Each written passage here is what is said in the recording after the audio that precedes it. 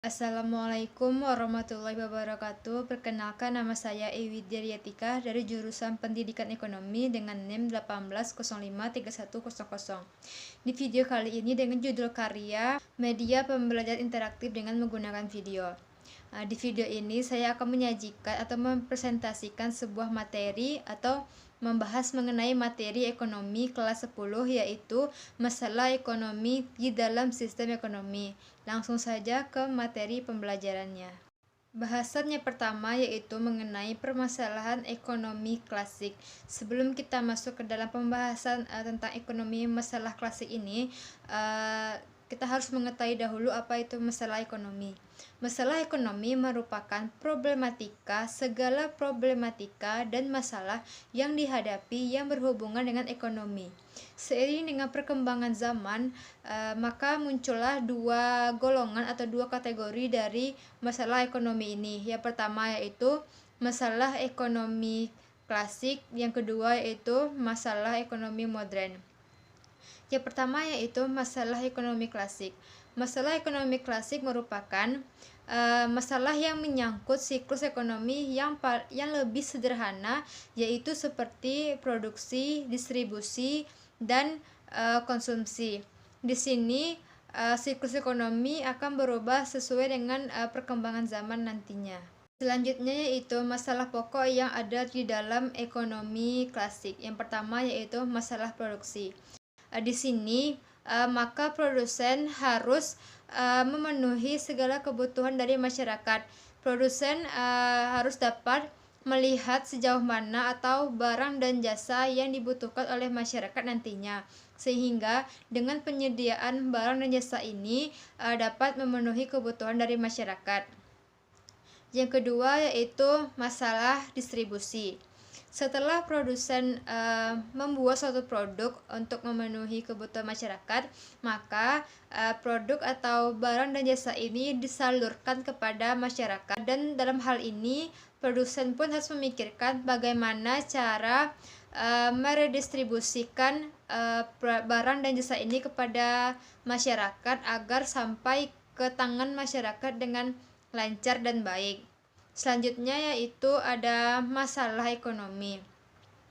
Dalam masalah ekonomi ini, ketika barang dan jasa telah sampai ke konsumen, maka masalah yang terlintas yaitu apakah produk tersebut akan dimanfaatkan oleh konsumen atau malah terbuang sia-sia, karena harga yang ditetapkan atau harga yang dibuat oleh produsen itu tidak dapat dijangkau oleh konsumen. Maka ini harus dipikirkan sekali oleh produsen agar barang yang diproduksi dapat dimanfaatkan dan tidak terbuang sia-sia. Sedangkan dari segi konsumen harus mampu meningkatkan pendapatannya sehingga nantinya dapat membeli produk sesuai yang diinginkannya. Materi yang selanjutnya yaitu yang terdapat dari masalah ekonomi sebelumnya, yaitu masalah yang kedua, permasalahan ekonomi modern. Permasalahan ekonomi modern ini merupakan segala problematika yang dihadapi yang dimana siklusnya atau ruang lingkupnya mencakup ruang lingkup yang lebih kompleks. Tidak hanya menyangkut mengenai proses produksi, tetapi juga menyangkut mengenai bagaimana cara memperoleh bahan baku untuk kegiatan proses produksi tersebut. Di dalam masalah ekonomi modern ini terdapat 3 masalah pokok yang akan kita bahas satu persatu. Yang pertama yaitu barang dan jasa apa yang akan diproduksi dan seberapa banyak atau what. Di sini produsen harus mengetahui produk atau jasa dan barang yang akan diproduksi di dalam suatu usahanya. Dalam memproduksi suatu barang ini juga harus disamakan dengan kebutuhan masyarakat agar barang yang diproduksi atau yang dihasilkan tidak menumpuk dan terbuang sia-sia. Produsen juga harus mempertimbangkan berapa banyak produk yang akan dihasilkan. Jika jumlah produk yang dihasilkan ini terlalu banyak, maka takutnya nantinya akan terjadi sia-sia atau penumpukan, serta seberapa banyak produk yang dihasilkan ini pun nantinya tidak akan membuat suatu usaha menjadi rugi apabila terlalu banyak memproduksi barang dan jasa akan mengalami kerugian atau suatu waktu usaha akan menjadi bangkrut. Selanjutnya yaitu masalah yang kedua, bagaimana cara memproduksi barang tersebut. Di sini produsen dalam membuat suatu produknya menggunakan berbagai teknik. Teknik di sini bisa juga dilakukan secara efisien untuk menciptakan suatu yang efisien. Teknik yang dapat dipakai dalam memproduksi suatu produk yaitu apakah menggunakan tenaga mesin atau menggunakan tenaga manusia. Selanjutnya yaitu untuk siapa barang tersebut diproduksi.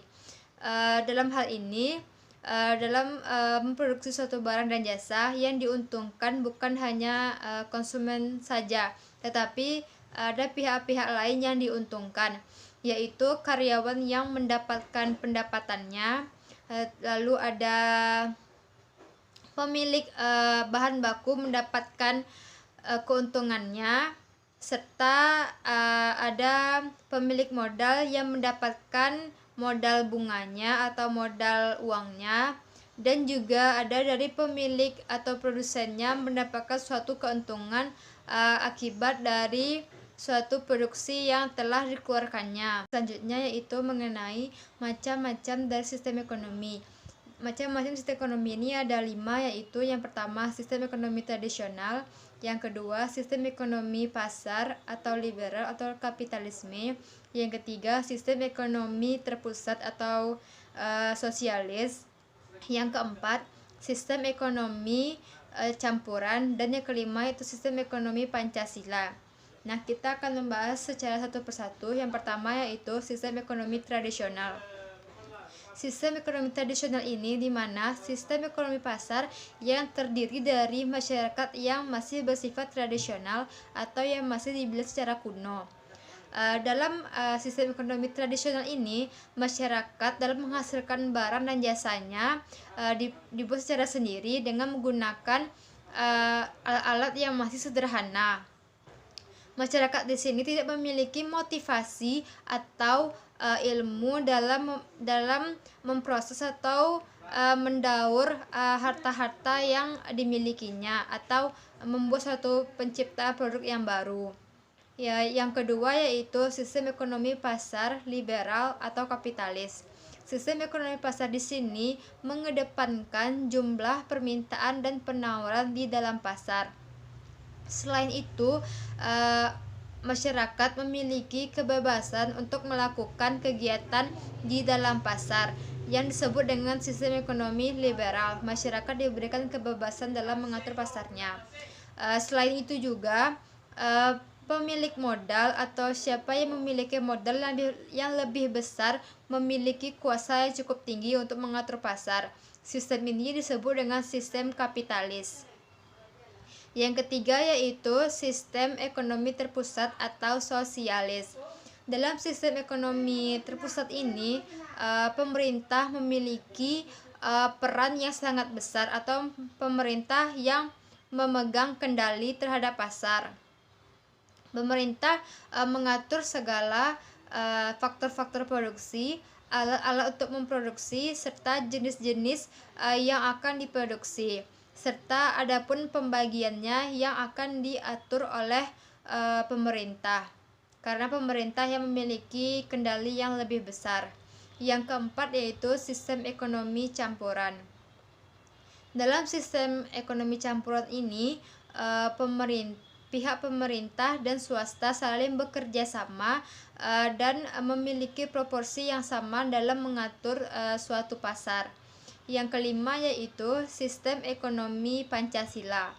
Sistem ekonomi Pancasila ini hanya dianut di Indonesia saja, yang dimana sistem ekonomi pasar ini memiliki asas kekeluargaan dan gotong royong dari rakyat, oleh rakyat, dan untuk rakyat, serta Sistem ekonomi Pancasila ini dilandaskan oleh Pancasila, pembukaan Undang-Undang 1945 serta Undang-Undang 1945 pasal 27, 33 dan 34. Nah, materi yang selanjutnya yaitu mengenai kekuatan dan kelemahan dari masing-masing sistem ekonomi sebelumnya, yaitu sistem ekonomi tradisional, pusat, campuran, Pancasila atau kapitalis dan liberalis.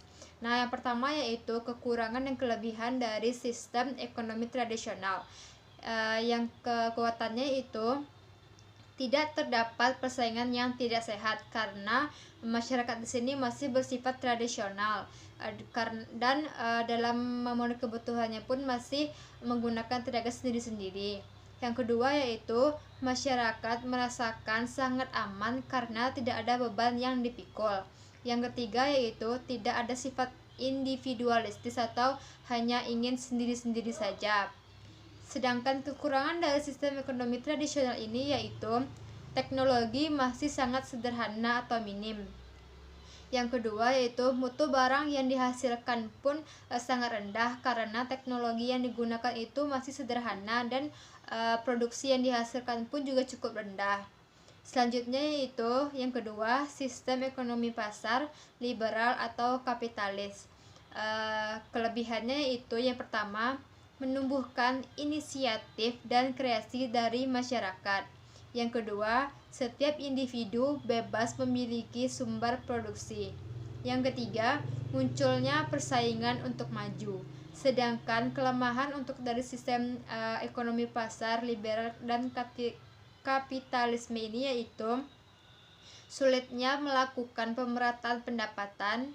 Selanjutnya, cenderung terjadi eksploitasi kaum buruh oleh pemilik modal karena dalam sistem ini pemilik modal yang sangat besar akan mempengaruhi atau memegang kendali yang sangat besar di dalam pasar. Akibatnya, banyak yang kaum buruh dieksploitasi tenaga kerjanya untuk melakukan hal-hal yang diinginkan oleh si pemilik modal.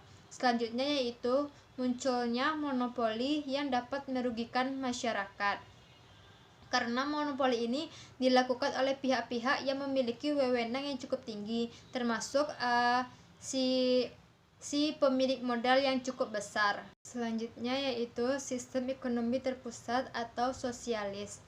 Yang pertama itu kelebihannya semua merupakan tanggung jawab dari pemerintah. Yang kedua, pengawasan yang dilakukan pemerintah menjadi lebih mudah. Yang selanjutnya, pemerintah dapat mengendalikan pengangguran dengan mudah. Sedangkan kelemahannya yaitu masyarakat tidak mempunyai kesempatan untuk berinovasi dan berkreativitas. Yang selanjutnya, masyarakat tidak bisa memilih pekerjaan dan barang yang dikonsumsinya sesuai dengan yang diinginkan oleh masyarakat. Selanjutnya, pemerintah belum tentu memproduksi barang sesuai dengan kebutuhan dari masyarakatnya. Yang keempat yaitu sistem ekonomi campuran. Kelebihannya, pemerintah sebagai pengatur pasar dan menindak praktek monopoli. Yang selanjutnya, pemerintah sebagai pembuat kebijakan. Dan yang selanjutnya, adanya pemerataan pendapatan yang dilakukan oleh pemerintah. Sedangkan kelemahannya itu kemungkinan memperlambat pertumbuhan dari perekonomian. Tidak ada peraturan yang jelas seberapa besar proporsi pemerintah dalam mengatur kegiatan perekonomian. Selanjutnya, berpotensi munculnya praktik KKN dalam pemerintah. Yang terakhir yaitu sistem ekonomi Pancasila. Kelebihannya yaitu masyarakat mempunyai kesempatan untuk berinovasi dan berkreativitas dalam mengembangkan potensi yang dimilikinya. Yang kedua yaitu masyarakat bebas memilih menentukan jenis pekerjaan yang disukainya.